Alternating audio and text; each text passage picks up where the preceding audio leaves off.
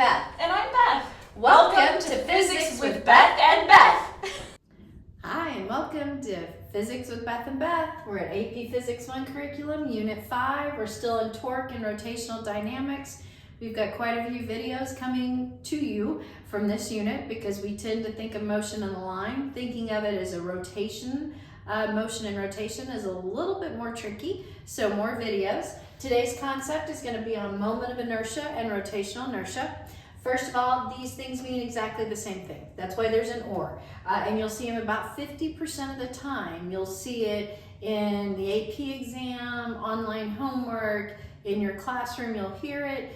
You'll hear them just switched. I think I just made up a word. You'll hear them switched, and you'll hear them about 50% of the time, each one.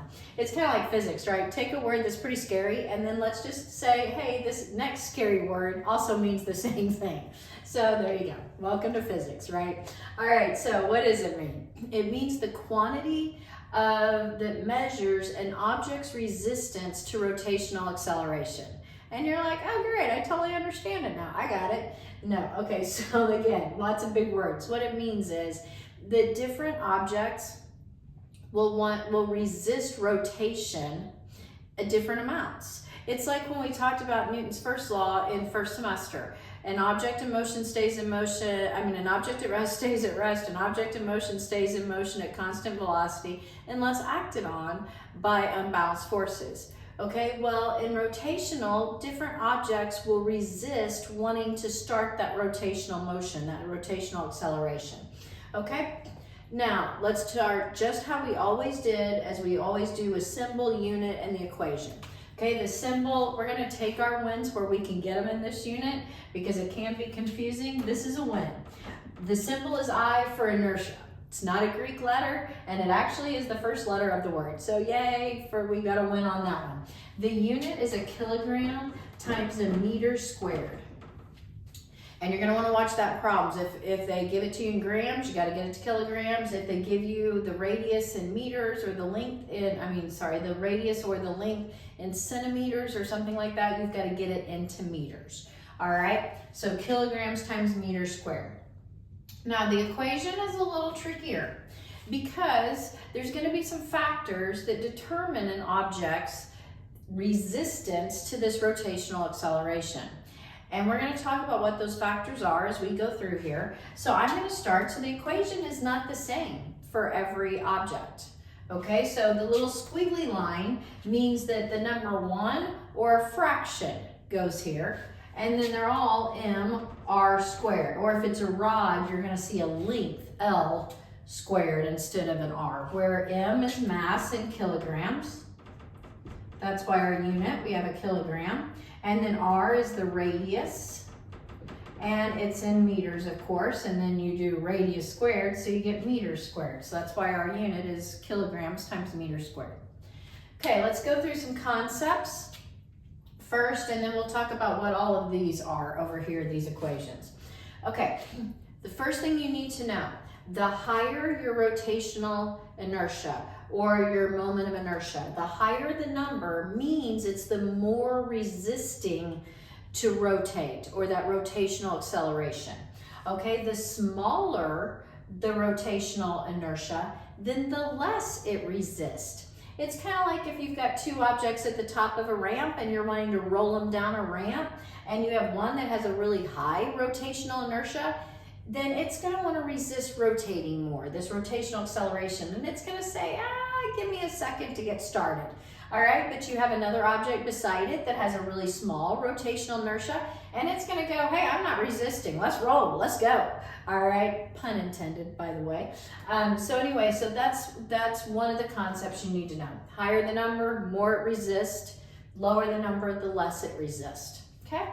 Now, the other thing that you need to notice, and I'm going to put this down. I have, first of all, before I get started, let me just say that I do not have my fancy disc where I can shift mass around from my classroom, nor do I have my fancy hoop and disc. So I am using things I have around the house today, and I'm living here. It's winter. I'm living on a lake. We have a fire pit. We've been doing a lot of roasting of marshmallows. So I have a marshmallow rod. This would be a rod, a marshmallow stick. and I have 6 marshmallows on it. I put them more towards the center of this. I have another marshmallow stick, same length, so their L would be the same, but I've taken those marshmallows and I put them to the outside. Same 6 marshmallows, so they have the same mass, they have the same length, but I've shifted where I put the mass. All right, mass on the ends here, mass more in the middle. And I can kind of, if I try to use them, you can see visually that this one is way easier to rotate. This one is taking a little bit more time. It's like, nah, I don't want to do it yet. All right, and you can actually make something like this at your house and you can really feel the resistance to rotate of this one versus the resistance to rotate of this guy where the mass is in the middle. The more mass on the outside, the more it's going to resist rotation, this rotational acceleration. Okay, so that goes to these first 2 equations. We have a hoop and a disc. All right, and I also put a tire here because in your word problems, a lot of times they'll talk about a bike tire and ignore the mass of the spokes. So you've got all of your mass on the outside of that tire. So its moment of inertia is mr squared, and there's a 1 here. We don't write the 1, but it's mass times its radius squared. All right, and so that's why I put a hoop or a tire. Then I have a disc or a cylinder. You're going to see disc and cylinder interacted. You remember, a disc is just going to be a squashed cylinder. So they're going to have the same, and both of these are at center of mass, by the way, where they're rotating, because that's going to matter where you rotate the objects. So this disc has a moment of inertia of 1/2 mass times the radius squared. Okay, so in other words, why is that? So I'm going to show you this. I have 2 objects. They're almost the exact same radius. They are the same, almost exactly the same mass. And one's a hoop, one is a disc, a flattened cylinder, I should say, a disc. Okay, they have the same mass, they have the same radius, but one of these resists rotational acceleration much more, double in fact. So if I were to just, let's say this was a mass 1 kilogram and the radius was 1 meter squared on these. Well, obviously it's not, but if we say that, this would be, the moment of inertia of this one would be 1. The moment of inertia of this one, or rotational inertia, would be 0.5 kilograms times meter squared, because it would be 1 times 1 squared divided by 2, so 0.5.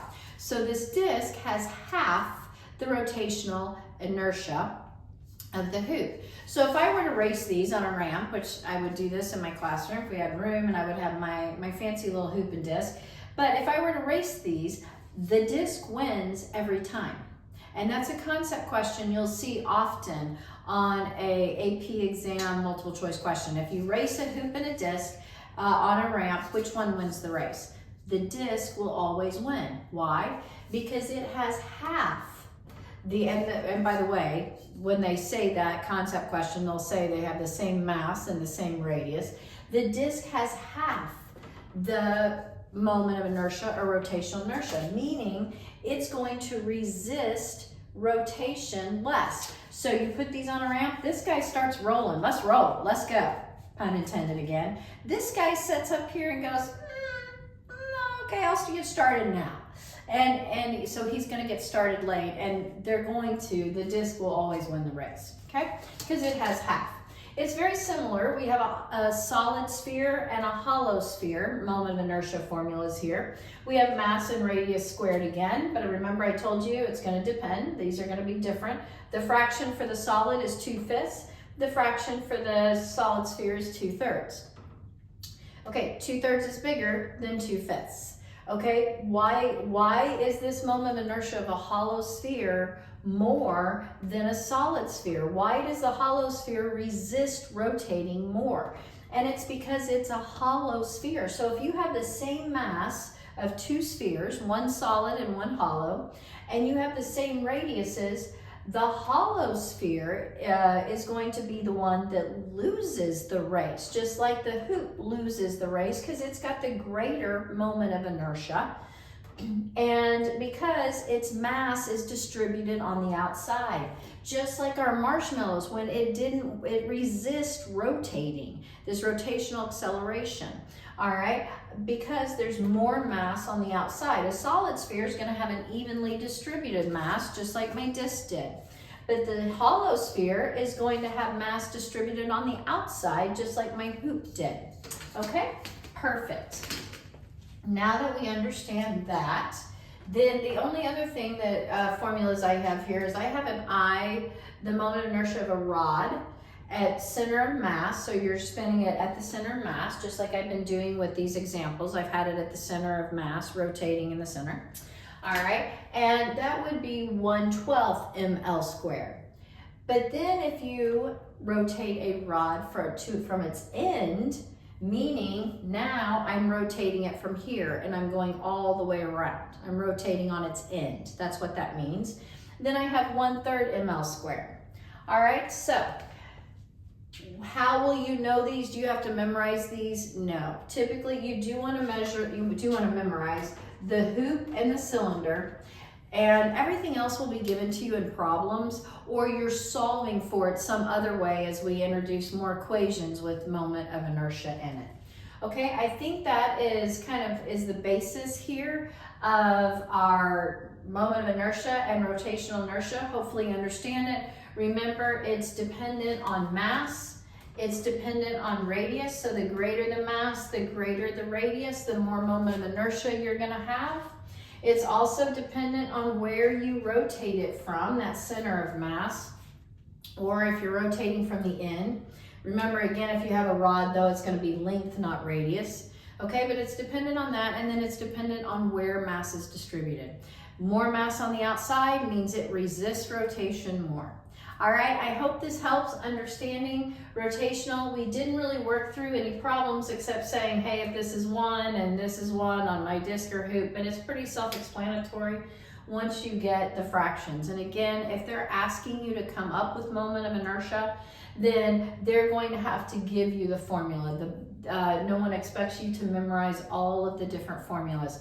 Watch where they're rotating from too when you grab those formulas. Is it rotating from the center of mass, from the end, or somewhere in between? All right, I hope this helps. Thank you for watching, and happy physicsing.